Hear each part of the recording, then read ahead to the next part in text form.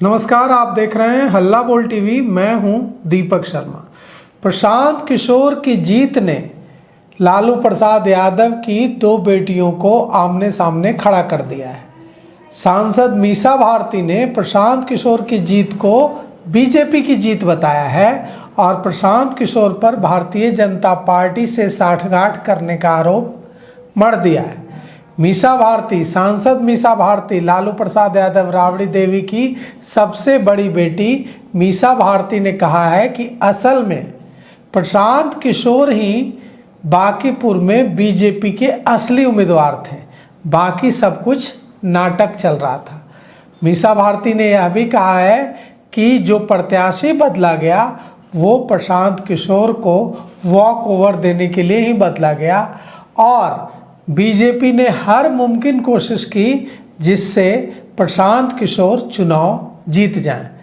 कहना है मीसा भारती का कि प्रशांत किशोर को भारतीय जनता पार्टी चुनाव जिताना चाहती थी और प्रशांत किशोर की जीत को मीसा भारती ने भारतीय जनता पार्टी की जीत करार दिया है और प्रशांत किशोर के जरिए आरजेडी को नुकसान पहुंचाने की एक बड़ी साजिश की ओर मीसा भारती ने इशारा किया है। लेकिन दूसरी तरफ लालू प्रसाद यादव राबड़ी देवी की बेटी रोहिणी आचार्य ने प्रशांत किशोर की तारीफ में कसीदे पढ़े हैं। रोहिणी आचार्य ने कहा है कि प्रशांत किशोर की जीत से यह साबित होता है कि जो लड़ता है, लड़ना जारी रखता है, हार नहीं मानता है, उसकी जीत होती है और खूब तरारा तंज भी कसा है।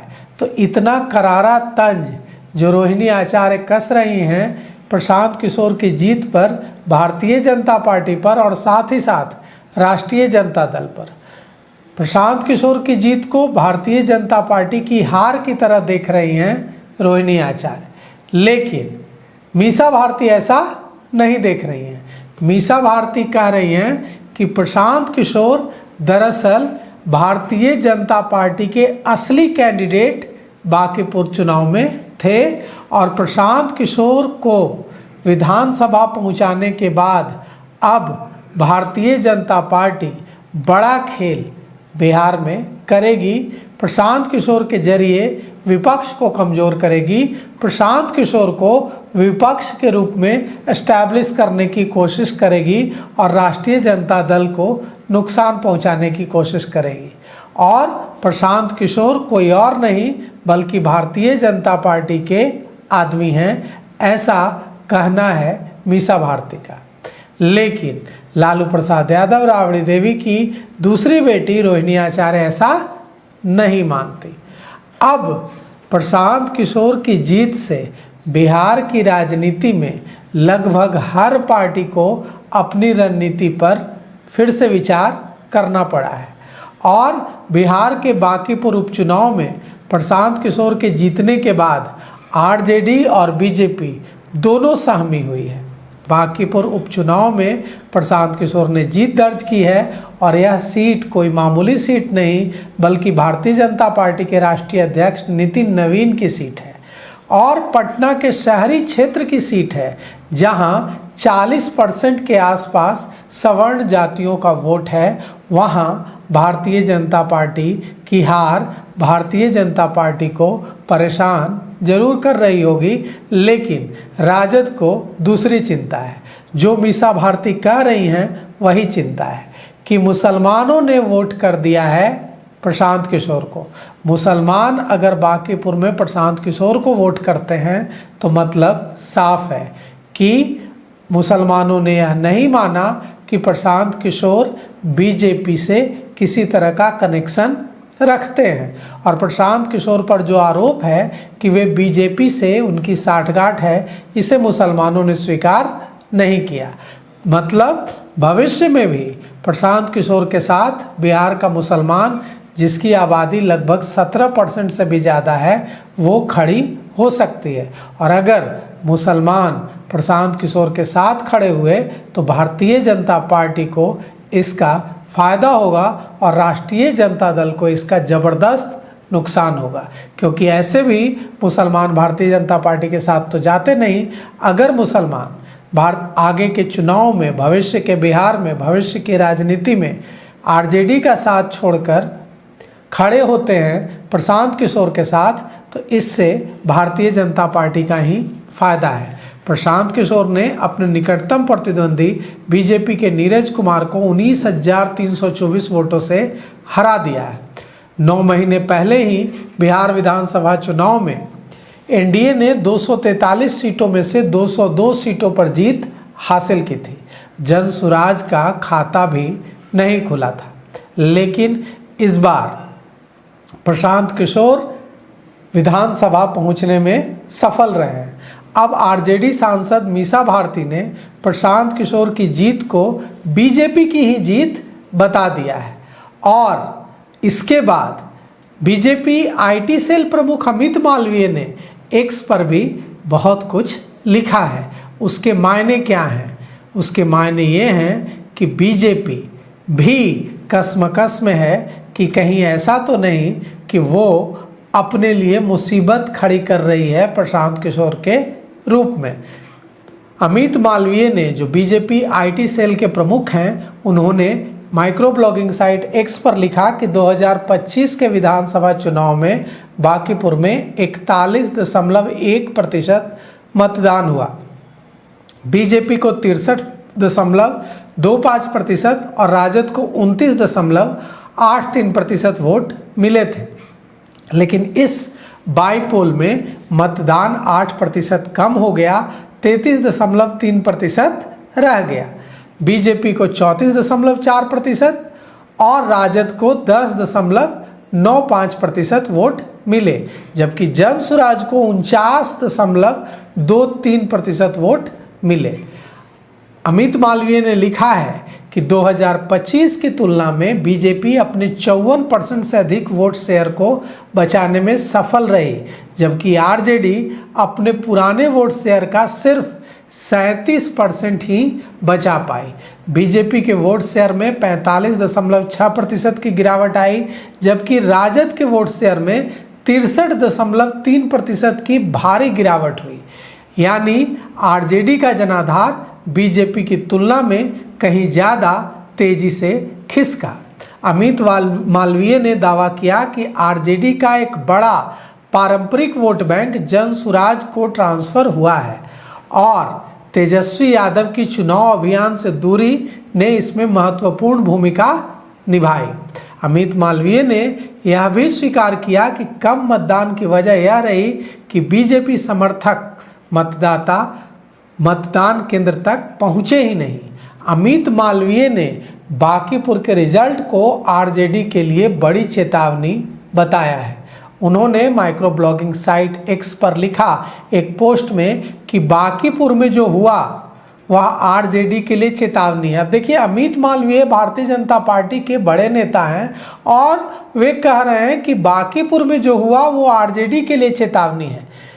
अमित मालवीय ने लिखा है कि बीजेपी को हराने के प्रयास में अगर उसके वोट जन सुराज पार्टी की ओर ट्रांसफर हुए हैं तो इतिहास बताता है कि ऐसी रणनीति अक्सर मुख्य प्रतिद्वंदी से ज़्यादा उस दल को ही कमज़ोर कर देती है जो अपनी राजनीतिक ज़मीन छोड़ता है। अमित मालवीय ने कुछ उदाहरण भी दिए।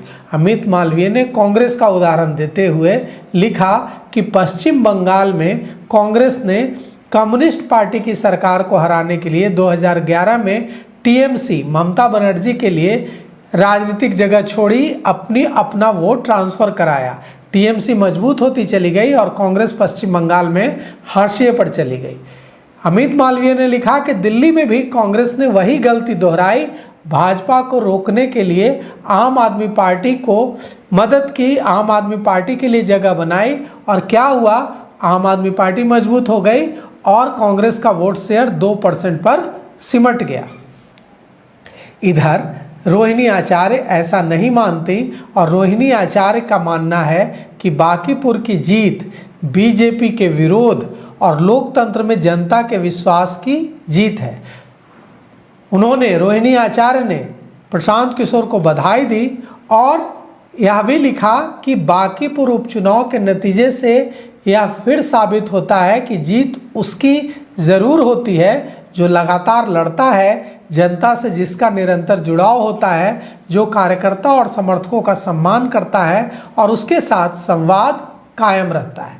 लेकिन मीसा भारती ऐसा नहीं मानती। लालू प्रसाद यादव राबड़ी देवी की बड़ी बेटी मीसा भारती प्रशांत किशोर की जीत को भारतीय जनता पार्टी की जीत देखती हैं और प्रशांत किशोर को भारतीय जनता पार्टी का असली बांकीपुर से कैंडिडेट बताती हैं और यह भी का इशारा करती हैं कि जो self goal blunder Bharatiya Janata party करती हुई दिखी वो सहयोग नहीं था, बल्कि जानबूझकर प्रशांत किशोर की जीत पक्की करने के लिए भारतीय जनता पार्टी ने यह सारा ड्रामा रचा है। अब बांकीपुर में अगर हम देखेंगे जो आंकड़े हैं तो बांकीपुर में कायस्थ 14%, भूमिहार 8%, ब्राह्मण 8%, राजपूत 7%, कुर्मी 5%, कुशवाहा 3%, मुस्लिम 12%, कहार 9%, बनिया 9% और अनुसूचित जाति 9% है। लेकिन 40% से भी ज़्यादा सवर्ण आबादी वाले बांकीपुर विधानसभा क्षेत्र में अगर भारतीय जनता पार्टी हारती है तो इसका मतलब क्या है? भारतीय जनता पार्टी की यह हार यह बताती है कि सवर्ण कहीं न कहीं भारतीय जनता पार्टी से नाराज है।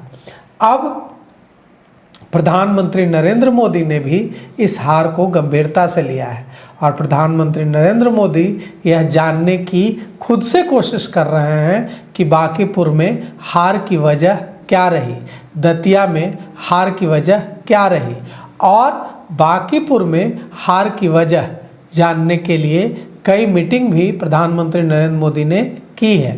प्रधानमंत्री नरेंद्र मोदी नीतीश कुमार से भी मिले हैं और नीतीश कुमार से जब उनकी मुलाकात हुई तो उस मीटिंग में ललन सिंह भी थे, संजय झा भी थे और भारतीय जनता पार्टी इस हार से तिलमिला गई है। लेकिन मीसा भारती ऐसा नहीं मानती। मीसा भारती कहती हैं कि ये बीजेपी प्रत्याशी की हार है, लेकिन प्रशांत किशोर वहाँ जीते हैं तो ये बीजेपी की ही जीत है।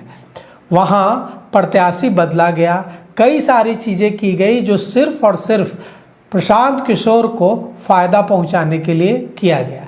जनता से प्रशांत किशोर ने बहुत सारे वादे किए हैं और अब मीसा भारती यह भी याद दिला रही हैं कि प्रशांत किशोर ने वादा किया था कि बांकीपुर के बच्चों को पटना के सरकारी स्कूलों में जाने की ज़रूरत नहीं है, वे प्राइवेट स्कूलों में बच्चों का एडमिशन कराएंगे और फीस उनकी पार्टी देगी। अब मीसा भारती कह रही हैं कि प्रशांत किशोर को अपने वादे पूरे करने चाहिए। मीसा भारती यह भी कह रही हैं कि इस चुनाव में जो दिख रहा था वो सच्चाई नहीं थी, प्रशांत किशोर ही बीजेपी के असली प्रत्याशी थे और जनता को यह बात समझने में समय लगेगा। लेकिन सच ये है कि भारतीय जनता पार्टी ने प्रशांत किशोर को बांकीपुर से सोची समझी रणनीति के तहत जिताया है और इससे नुकसान होगा किसका? विपक्ष का। जनता कंफ्यूज होगी और जो विपक्ष का वोट बैंक है वो प्रशांत किशोर की तरफ शिफ्ट होगा। इससे विपक्ष कमज़ोर होगा और भारतीय जनता पार्टी को फ़ायदा होगा। तो मीसा भारती कह रही हैं कि प्रशांत किशोर की साठगांठ है भारतीय जनता पार्टी से, जबकि रोहिणी आचार्य को ऐसा नहीं लगता है। अब बहुत सारे खेल होने की बात है, देखिए इसमें से कौन कौन से खेल समय के साथ सामने आते हैं। तो फिलहाल इस पेशकश में इतना ही। आगे की खबरों के लिए देखते रहिए हल्ला बोल टीवी। शुक्रिया।